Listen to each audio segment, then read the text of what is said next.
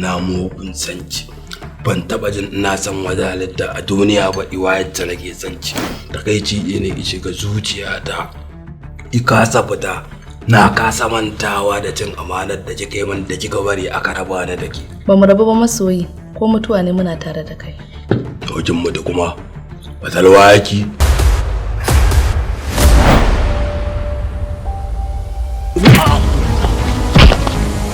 Wallahi ba zan zauna da kai. Kamfani wallahi na yi nadamin auren ka Salman.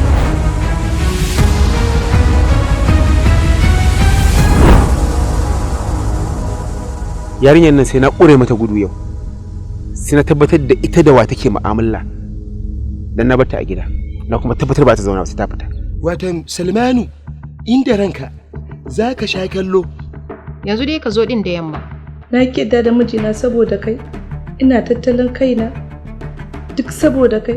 Yannan zo. Ki yi haƙuri ki zaman aure da daɗi ba daɗi.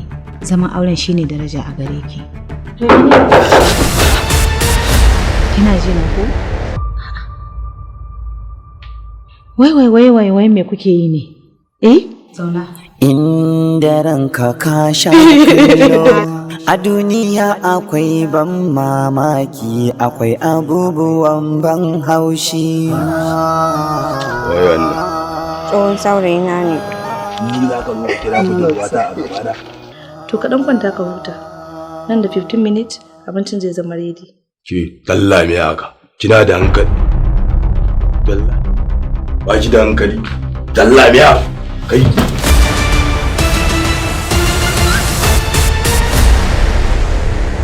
Wallahi je gidan mutumin nan idan daga su duk su biyan sai na kashe su.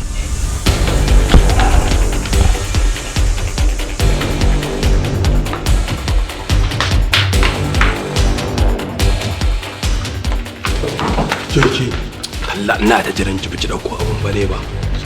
Mai gidana ne. Mai gidan ki mijin ki ba. Fara uba kai. Kika ce yi tafiya sai sati ɗaya zai dawo. Mai gidan. Na shiga uku na shiga cikin nasi wallahi ba zai. Wannan wayan na tabbatar miki da wayan namiji ce. Ba wayan mace bace. Sannan kuma wannan takalman na waye.